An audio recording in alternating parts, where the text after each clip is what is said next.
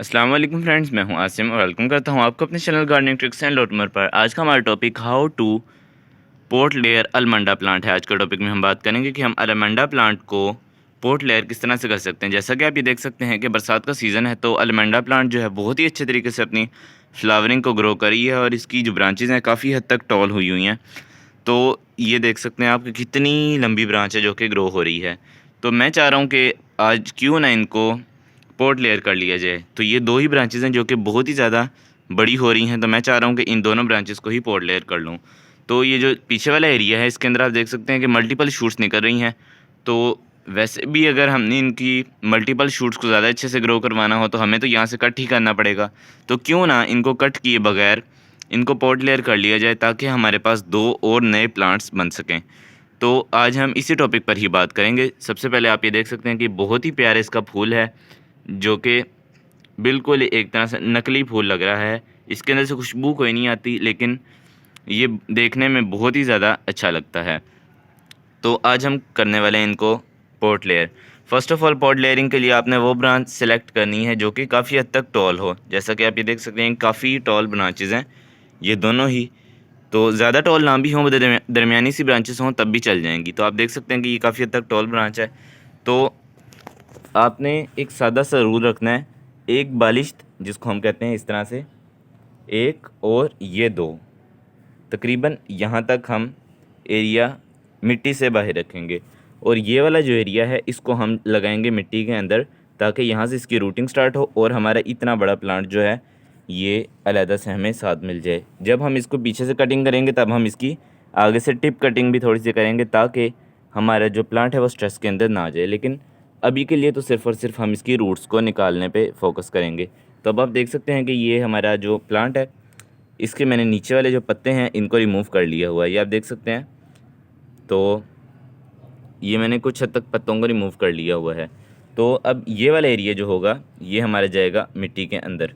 और इस ब्रांच का भी कुछ इसी तरह से ही है, लेकिन इसका थोड़ा सा मैंने छोटा रखा है, एक और ये थोड़ा सा ज़्यादा, तकरीबन दो के बराबर ही। तो चूँकि इसका नीचे आने का मसला थोड़ा सा ज़्यादा था, अगर हम इसको ज़्यादा नीचे करते तो ये हो सकता था कि ये टूट भी जाती। इस वजह से इसको थोड़ा सा मैंने रखा है ताकि ब्रांच जो है वो नीचे तक आ जाए और पॉट के अंदर हमारी ये ब्रांच लग सके।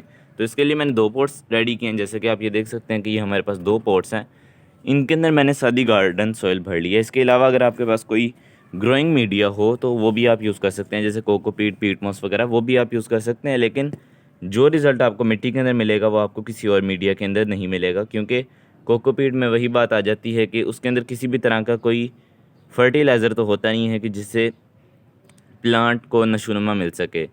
तो मिट्टी के अंदर कुदरत ने वो सब चीज़ें रखी हैं जिस जिस चीज़ की पौधे को ज़रूरत होती है। बेसिक एलिमेंट सब के सब मिट्टी के अंदर मौजूद होते हैं।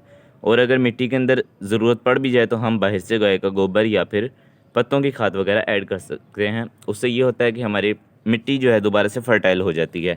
लेकिन कोकोपीट में किसी भी तरह का कोई जो है वो फर्टिलाइज़र नहीं होता, तो इस वजह से फिर हमें उसके अंदर भी ऐड करना पड़ता है। लेकिन उसके अंदर फिर अगर आप ग्रो कर रहे हो तो 50% आप फर्टिलाइज़र ऐड कीजिएगा और 50% आप कोकोपीट रखिएगा। उससे ये होगा कि जब रूट्स निकलेंगी तो उनको नशोनुमा भी मिलेगी। तो कोकोपीट के अंदर रूट्स तो निकल आती हैं लेकिन उनको किसी भी तरह की नशोनुमा नहीं मिल पाती। तो फ़र्स्ट ऑफ़ ऑल हम इसी तरह से ही एक ब्रांच पकड़ेंगे, जैसे कि ये भी ब्रांच है और ये भी ब्रांच है। तो कोई भी एक ब्रांच पकड़ेंगे और इस तरह से इसका ये जो नोड एरिया होगा जहाँ पे पत्ते होते हैं उसको हम नोड एरिया कहते हैं। तो ये वाला एक नोड एरिया कम से कम मिट्टी के अंदर होना ज़रूरी है। ज़्यादा हो जाए उसका मसला नहीं है, लेकिन कम ना हो। तो एक नोड एरिया हम इधर और एक नोड एरिया इस तरफ, ये दोनों नोड एरियाज़ जो हैं हम मिट्टी के अंदर दबा देते हैं। ये बहुत ही ज़्यादा सॉफ्ट ब्रांचेज़ हैं, तो आप ये ध्यान रखिएगा कि कहीं ये ब्रांचेज़ टूट ना जाएं। तो बहुत ही प्यार से इसको हम रख देंगे और इसके ऊपर हम किसी भी तरह से कोई वेट रख देंगे ताकि ये जो ब्रांचेज़ हैं ये बाहर को ना निकलें। इस तरह तो ये खुद ब खुद बाहर निकल जाएंगी। तो इसके ऊपर वेट डालने के लिए मैंने ये वाले स्टोन्स यूज़ किए हैं। तो इन्हीं स्टोन्स की मदद से ही हम इसके ऊपर वेट डालेंगे। फ़र्स्ट ऑफ़ ऑल तो हम इसका जो एरिया है नोड एरिया उसको हम दबाएंगे मिट्टी के अंदर। दोनों नोड एरियाज़ को हम बहुत ही आराम से मिट्टी के अंदर दबा देंगे। तो चलें फिर मैं इसी तरह से ही मिट्टी के अंदर थोड़ा थोड़ा दबा देता हूँ, फिर आपके साथ शेयर करता हूँ। तो स्टे विद मी। तो ये देखिए जनाब, मैंने ये वाला जो पोर्ट है इसको रेडी कर लिया हुआ है। इस तरफ से डाल के इस तरफ से निकाल लिया और सेंटर के अंदर मैंने एक जो है वो स्टोन रख लिया है। अब ये हमारे पास दूसरा पोर्ट है, इसके अंदर हम ये वाली लगाएंगे। तो चले मैं आपको दिखाता हूँ कि हम इसको किस तरह से इसके अंदर लगाएंगे। तो जैसा कि आप ये देख सकते हैं, ये हमारे पास मिट्टी है और अब यहाँ से हम पकड़ेंगे ब्रांच जिसके अंदर एक या फिर दो नोड एरियाज ज़रूर आ रहे हों। दो ना भी आएँ, एक आ जाए वो भी काफ़ी है। तो इस तरह से बहुत ही प्यार से मिट्टी के अंदर हम इसको दबा देंगे। तो ये आप देख सकते हैं कि मैंने बहुत ही प्यार से इसको मिट्टी के अंदर दबा दिया हुआ है। और इसके बाद इसके ऊपर आप मिट्टी की लेयर कर दें। जिस तरह से आप देख सकते हैं कि मिट्टी को पकड़कर इसके ऊपर ऐसे करके डाल दें और डालने के बाद हल्का हल्का आप इसको पुश कर दें ताकि मिट्टी भी थोड़ी थोड़ी सख्त हो जाए और जो है वो इसके साथ टच रहे। और इसके ऊपर वज़न पड़ने की वजह से ये हमारी जो ब्रांच है ये कहीं मिट्टी से बाहर ना आ जाए। तो बहुत ही प्यार से हम इसको इस तरह से ऊपर से पुश कर देंगे ताकि हमारी जो ब्रांच है वो बाहर की तरफ ना आए। तो ये आप देख सकते हैं कि हमारी ब्रांच बिल्कुल पुश हो चुकी है। तो अब इस तरह से हमने बिल्कुल सीधा कर लिया। ये देखिए यहाँ से अभी भी थोड़ी बहुत है इसकी ग्रिप जो कि कमज़ोर है, तो कोई बात नहीं, एक तरफ से हो गई है तो दूसरी तरफ से भी खुद ब खुद हो जाएगी। तो इस तरह से आपने इसको पकड़ कर रखना है। उसके बाद आप ऐसा भी कर सकते हैं कि एक गमले के ऊपर आप दूसरा गमला ऐसे करके रख दें। तो इससे ये होगा कि इसके ऊपर भी वज़न पड़ जाएगा, इसके ऊपर तो ऑलरेडी वज़न हमने डाल दिया हुआ है। तो इस तरह से हम इसको बिल्कुल पोर्ट के करीब करके रख सकेंगे। इससे ये वाली जो ब्रांच है इसको भी ज़्यादा ज़ोर नहीं लगाना पड़ेगा और ये वाली ब्रांच को भी ज़्यादा ज़ोर नहीं लगाना पड़ेगा। लेकिन ज़्यादा बेहतर यही है आप इसको अलहदा करें और इसके ऊपर आप अलहदा से एक पत्थर रख दें जो कि इस तरह से इसके ऊपर आ जाएगा। तो ये वाला भी तरीका ज़्यादा बेस्ट है। तो इस तरह से ब्रांच हम थोड़ी सी इजी करके रखेंगे ताकि हमारी जो ब्रांचेज़ हैं वो टेढ़ी होकर कहीं टूट ना जाएं। तो बहुत ही प्यार से हम इसको रख देंगे और इसको भी इसी तरह से ही हम रख देंगे। तो चलें फिर देखते हैं ये अपनी रूटीन को कब तक स्टार्ट करते हैं। तो स्टे विद मी। और इसके अलावा आप इनको शेडी एरिया के अंदर रखिएगा, इनको आप फुल सन के अंदर मत रखिएगा, वरना मिट्टी अगर ड्राई होगी तो मसला तो नहीं होगा। फ़िलहाल आपने इनको पानी भी बिल्कुल थोड़ा सा देना है क्योंकि इनको पीछे से मदर फीड मिल रही है। पीछे से जब इनकी फ़ीड आना बंद होगी तब फिर इनको पानी हम थोड़ा सा ज़्यादा ऑफ़र करेंगे। लेकिन अभी के लिए हम इनको पानी बिल्कुल थोड़ा थोड़ा देंगे कि जिससे सिर्फ़ और सिर्फ मिट्टी नम रहे, ना कि मिट्टी बहुत ज़्यादा सोगी हो जाए। ज़्यादा सोगी होगी तो इसकी जो टहनी है वो गल जाएगी क्योंकि अभी इसके साथ कोई रूट नहीं है। और आहिस्ता आहिस्ता जब रूट निकल आएगी तो उसके बाद हम इसको पीछे से कट कर देंगे और हमारी ये एक अलहदा ब्रांच ग्रो होना शुरू हो जाएगी। तो चलें फिर देखते हैं ये अपनी रूट्स को कब तक स्टार्ट करते हैं। तो स्टे विद मी। तकरीबन 10 दिनों बाद, अस्सलाम वालेकुम फ्रेंड्स, हमने तकरीबन 10 दिन पहले अलमंडा वाइन को पोर्ट लेयर कर दिया था और उम्मीद है कि अब बहुत ही ज़्यादा अच्छे तरीके से ये अपनी रूटिंग को स्टार्ट कर चुकी होगी। ये मैंने इनको रस्सियों के ज़रिए बांध दिया था ताकि हमारे जो गमले हैं वो वहाँ से गिर के नीचे ना गिर जाएँ। सबसे पहले तो हमने इसको थर्मोकोल के अंदर रखा था, लेकिन फिर थर्मोकोल से मैंने निकाल कर इनको इस तरह से लगा दिया था। और उसी के साथ साथ ये मैंने जो है शक्करकंदी की वाइन उसको भी पोर्ट लेयर कर दिया था। लेकिन इसको ज़रूरत तो वैसे नहीं होती पोर्ट लेयरिंग की, लेकिन फिर भी मैंने कर दिया था वैसे ही। अब इसको तो मैं 1 या 2 दिनों के अंदर ही कट कर लूँगा और इसको भी मैंने 2 से 3 दिन पहले ही लगाया है। और ये जो है इसको तकरीबन 10 दिन गुजर चुके हैं और अब उम्मीद तो है कि ये अपनी जो है वो रूटिंग स्टार्ट कर चुकी होगी। इसकी मिट्टी थोड़ी सी ज़्यादा गीली है तो इसको मैं नहीं छेड़ूँगा। तो इस वाली को हम चेक कर लेते हैं। तो सबसे पहले तो हम इसकी जो रस्सी है इसको थोड़ा सा ढीला कर लेते हैं एक साइड पे।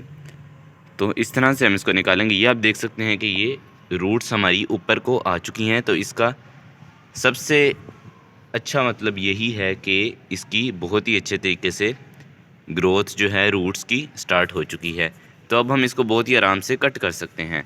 तो अगर इसकी रूट्स ग्रो हो चुकी हैं तो बहुत ज़्यादा उम्मीद है कि इसकी भी रूट्स ग्रो हो चुकी होंगी। तो हम ज़्यादा कुछ चेक नहीं करेंगे। अब हमें पता चल चुका है कि थोड़ी बहुत रूट्स निकल आई हैं, तो अब हम बहुत ही आराम से इसको इस तरफ से कट कर देंगे। तो चलें फिर मैं इसको कट करता हूँ, फिर आपको दिखाता हूँ। Stay with me. तो ये जैसे कि आप देख सकते हैं हम इसको बहुत ही आराम से इधर एक साइड से पीछे से रख के बहुत ही प्यार से हम इसको कट कर देंगे। जैसा कि आप ये देख सकते हैं कि ये मैं कट कर चुका हूँ। इसी तरह ही हम इसको भी कट कर देंगे।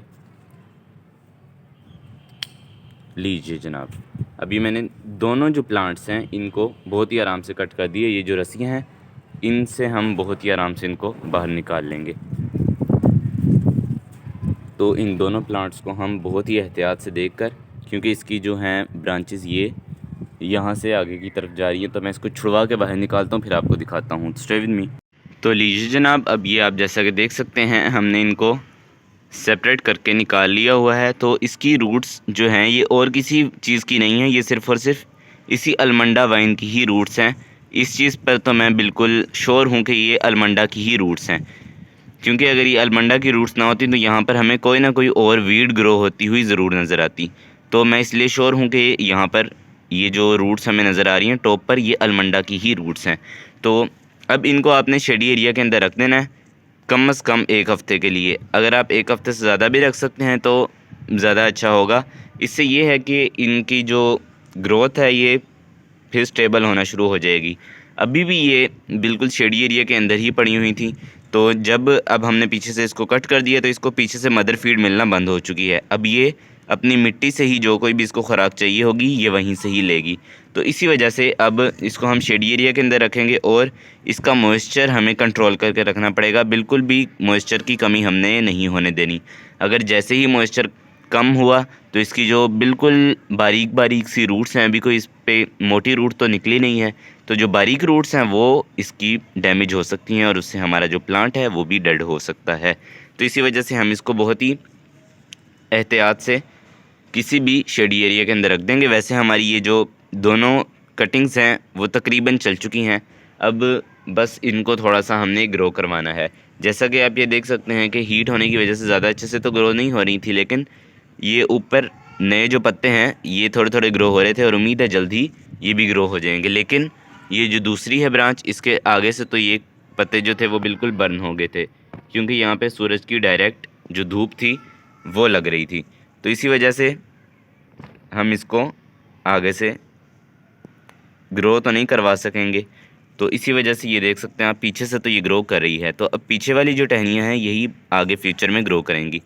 तो अब इनको हम अच्छे तरीके से ग्रो करते हैं। अगर हो सके तो आप यहाँ से इसकी ब्रांच को कट भी कर सकते हैं, क्योंकि अब यहाँ पर हमें ये 2 शूट्स और दिख रही हैं। तो वो आपकी मर्ज़ी होगी, अगर आप करना चाहें तो कर लीजिए, ना करना चाहें तो ना भी कीजिए, मसला नहीं है। तो अब ये आपके प्लांट्स रेडी हो चुके हैं और उम्मीद करता हूँ आपको ये वीडियो भी बहुत अच्छी लगी होगी। अगर हाँ तो इस वीडियो को लाइक और मेरे चैनल को सब्सक्राइब करना मत भूलिएगा। तो आज के लिए इतना काफ़ी है। अगली वीडियो में किसी न्यू इन्फॉर्मेशन के साथ दोबारा हाज़िर होऊंगा। तब तक के लिए अल्लाह हाफिज़।